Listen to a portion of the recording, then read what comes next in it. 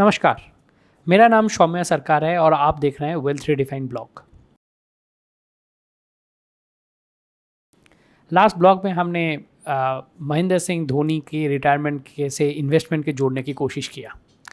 But इस बार जो बड़ा इम्पॉर्टेंट न्यूज़ सामने आया वो है इंडियन जीडीपी का जो कंट्रैक्शन हुआ है अप्रॉक्सीमेटली 24% की। बहुत सारे इन्वेस्टर्स मेरे से ये पूछा है दैट इसका मीनिंग क्या है और इससे कैसे हमारा जीवन या इन्वेस्टमेंट इफेक्ट हो सकता है। तो मैं इस बार इस बारे में आपको डिटेल में बताऊंगा। After we started measuring GDP, this is the biggest contraction we have seen in numbers of the GDP. 24% जो जीडीपी में हमारा कंट्रैक्शन हुआ है, ये शायद दुनिया में सबसे ज़्यादा कंट्रैक्शन है। And we have to find analyse the reason why it has been so bad, why other countries are not so bad in this terms. पहली बात है, जो 2018 से हम लगातार मंदी के थ्रू जा रहे थे, ये कोई अचानक सी बात नहीं हुआ। जब हमारा नोटबंदी हुआ उसके बाद से हमारा जो जीडीपी जो सबसे तेज इकोनॉमी था हमारा, वो धीरे धीरे स्लो होता गया और उससे हम 2018 से इसका इफेक्ट हमें दिखने को मिला।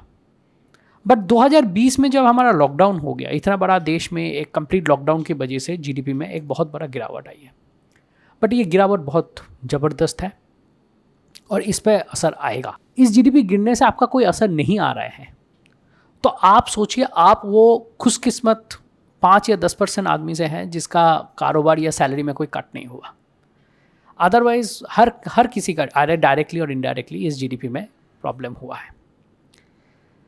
नाउ मैं आपको एक आंकड़ा देता हूँ।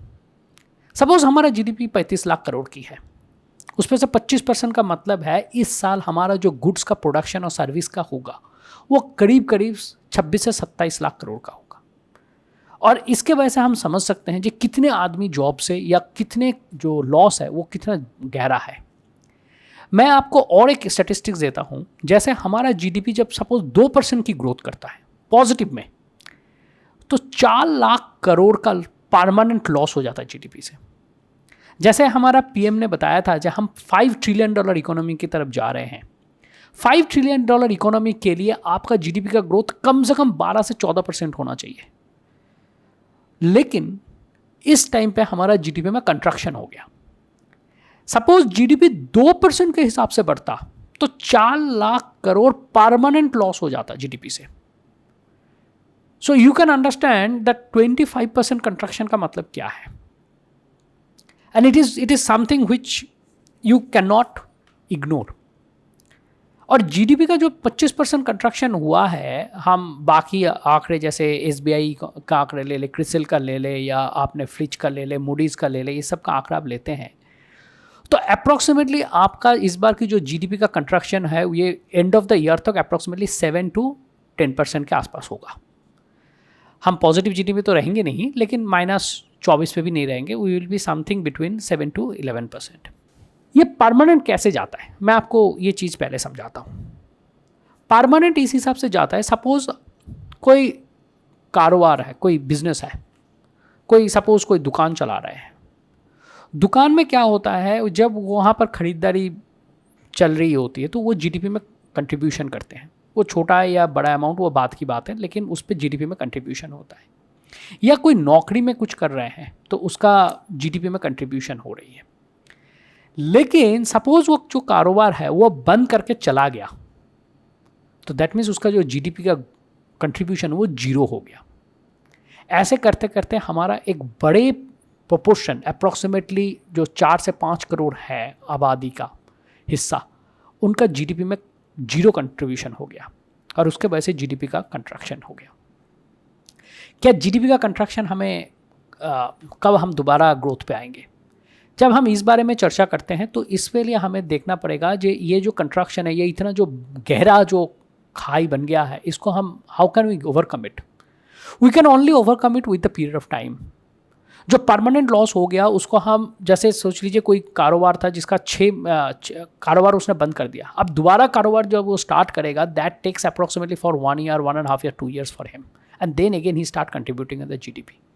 सो that means When we are considering this recovery, it will take approximately 2 to 3 years to recover this GDP back to the which we are right now at 2020 starting.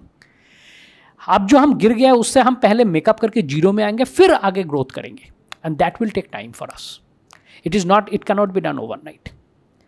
जैसे कोई कारोबार जो कि करीब 20% या 30% नीचे चला गया, तो वो पहले 20 से 30 से जीरो आएगा, फिर अपना ग्रोथ आगे करेगा, and that will take the time. हमें जो अभी तक जीडीपी का कंट्रैक्शन हुआ है उस पर सिर्फ हमने अपना लॉस को दिखाया है. सपोज 15 लाख करोड़ जो है वो हमारा लॉस है, हमें वो नहीं पता है जब बैंक में उसका कितना कंट्रीब्यूशन है.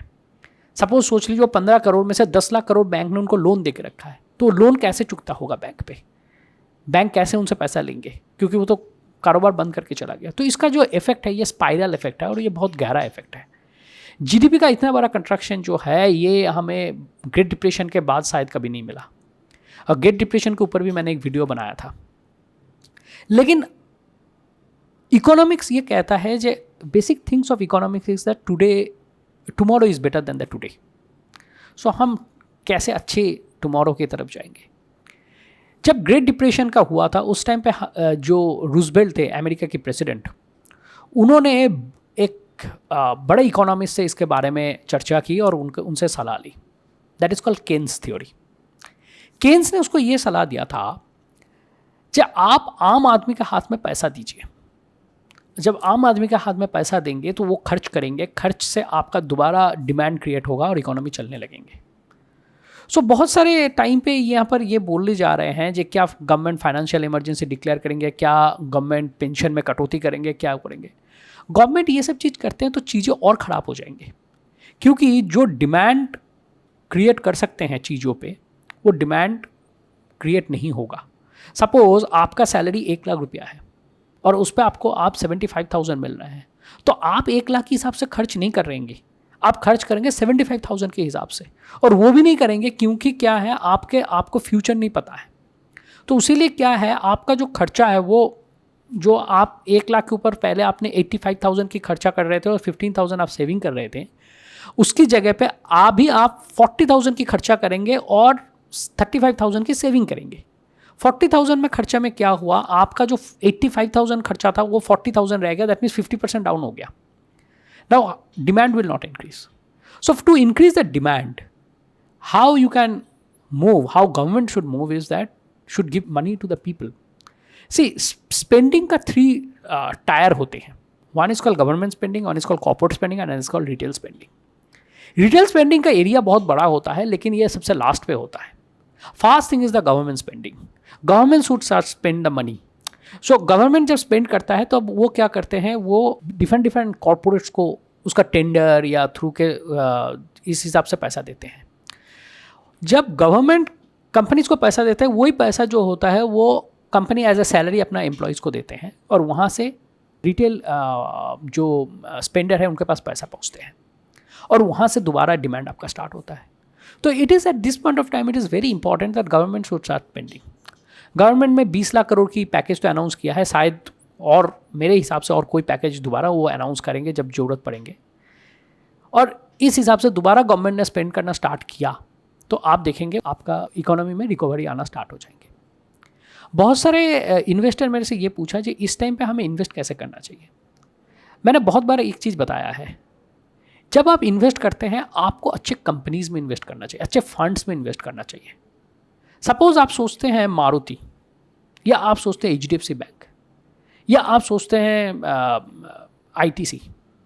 These kind of companies have survived over the period of bad times and good times. That means they know how to survive in the bad time also. Another thing is that these companies are very strong on compliance and very good business opportunities for them.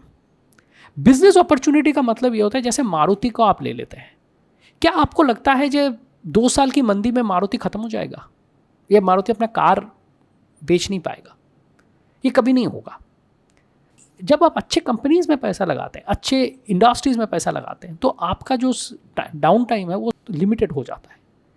जैसे आप सोचिए for example movie hall, यहाँ पर आपका मंदी जो है वो गहरा हो सकता है, होटल्स में आपका मंदी जो है वो गहरा हो सकता है, लेकिन जब आप अच्छे बिजनेस पर पैसा लगाते हैं वहाँ पर आपका जो मंदी है वो इतना गहरा नहीं होता, वो रिकवर कर जाते हैं।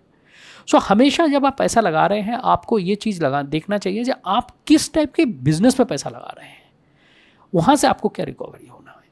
क्योंकि मारुति जैसा कंपनी बंद नहीं हो जाएंगे और मारुति जैसा कंपनी अपना बिजनेस डाउन नहीं हो जाएंगे। वो हो सकता है फॉर टाइमिंग 6 महीने के लिए डाउन रहे, बट बाद में वो रिकवर कर लेगा।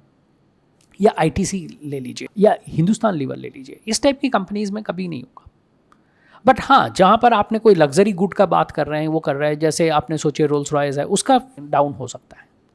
रियल एस्टेट पे जो मंदी है वो मेरे हिसाब से अभी कुछ दिन और चलेगा, क्योंकि this is one of the major sector for investment. और इस टाइम पे कोई भी आदमी जिसका जॉब चले गए हैं या जॉब का अनसर्टेनिटी बना हुआ है या जिसका इनकम में एज ए बिजनेसमैन हो या सैलरीड हो, वो इस टाइम पे रियल एस्टेट पे इन्वेस्ट नहीं करेंगे, क्योंकि वो एक लॉन्ग टर्म कमिटमेंट हो जाता है।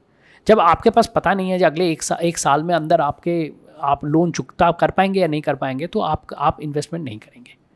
दूसरा चीज़ है, इस पर बैंक भी आपको लोन देने में हिचकिचाएगा, क्योंकि बैंक को ये नहीं पता है जो लोन उन्होंने दिया है उसको रिकवरी होगा या नहीं होगा। सो नए रिस्क को लेने का कैपेसिटी भी उनका कम हो जाएगा। सो इस हिसाब से मेरे को लगता है कि ये दो चीज़ों को देखते हुए रियल एस्टेट का रिकवरी थोड़ा सा स्लो होगा, बट रिकवरी जरूर होगा, over the period of time recovery होगा। आप जब इन्वेस्टमेंट करते हैं आपको इस टाइम पे इस मार्केट के इस सिनेरियो देखते हुए लमसम इन्वेस्टमेंट से थोड़ा सा स्टेप डाउन करना चाहिए। जैसे कोई बोलता है जी एक साथ मेरा 25 लाख लगा दो, 50 लाख लगा दो, इस टाइप की इन्वेस्टमेंट से आपको नहीं करना चाहिए। इस टाइप की इन्वेस्टमेंट की जगह पे आपको सिस्टमेटिकली पैसा लगाना चाहिए, जो एसआईपी के थ्रू लगाते हैं। बट एक चीज़ और भी आपको ख्याल रखना चाहिए, एसआईपी आपको इस टाइम पे बिल्कुल ही बंद नहीं करना चाहिए या बाउंस नहीं करना चाहिए, क्योंकि जब आप सिस्टमेटिकली पैसा लगाते हैं और आपने कार्व की नीचे पैसा नहीं लगा पाया, तो एसआईपी का जो ऊपर लगाने का कोई फ़ायदा नहीं होता। तो इसीलिए क्या है, आपको मोस्टली फोकस जो है वो एसआईपी में करना है, पेशेंस रखना है। जो जीडीपी हमारा इकोनॉमी दोबारा खड़ा होगा और दौड़ेगा, साथ में आपको लमसम इन्वेस्टमेंट से मेरे हिसाब से थोड़ा सा एग्रेसिव नहीं होना है। इस टाइम पे मार्केट पे लमसम के लिए आप डिफेंसिव रह सकते हैं। आपको एक बार में नहीं पैसा लगाना चाहिए, आपको लगातार एक छोटे छोटे इंस्टॉलमेंट के थ्रू पैसा लगाइए, जिससे क्या होगा, आपका जो रिस्क है वो कम हो जाएगा। मार्केट अचानक कोई गिर जाता है इसकी वजह से या कोई भी होता है, तो आपका वो लॉस होने के चांसेस बहुत कम हो जाएगा। बट एसआईपी जो मैं बताता हूँ सिस्टमेटिक इन्वेस्टमेंट, ये हमेशा एक बहुत अच्छा ऑप्शन रहा है और ये हमेशा एक बहुत अच्छा ऑप्शन रहेगा, क्योंकि ये आपका बिहेवियर को कंट्रोल कर देता है। और बाकी चीज़ों में आप बोले तो मेरे हिसाब से स्टॉक मार्केट में जो डायरेक्ट शेयर्स में इन्वेस्ट करते हैं उनको अच्छे कंपनीज़ में इन्वेस्ट करना चाहिए। और बाकी जो गवर्नमेंट का पॉलिसीज़ है उस पे है, मेरे हिसाब से धीरे धीरे गवर्नमेंट उसको ठीक करेगा। ये एक एक्ट ऑफ गॉड था, लेकिन जो हमारा 2019 या 2018 से जो गिरावट थे उसका गवर्नमेंट को ध्यान देना चाहिए था। और जो हो गया वो तो अब हम वापस नहीं कर सकते, लेकिन यहाँ से हम रिकवरी का ही सोच सकते हैं। और मेरे हिसाब से अगले 2 से ढाई साल के अंदर आपको ये रिकवरी कंप्लीट मिल जाएगा। Thank you for watching the video. आपको इस बारे में कोई क्वेश्चन है तो आप कमेंट बॉक्स पे या आप हमें मेल या मोबाइल के थ्रू बता सकते हैं।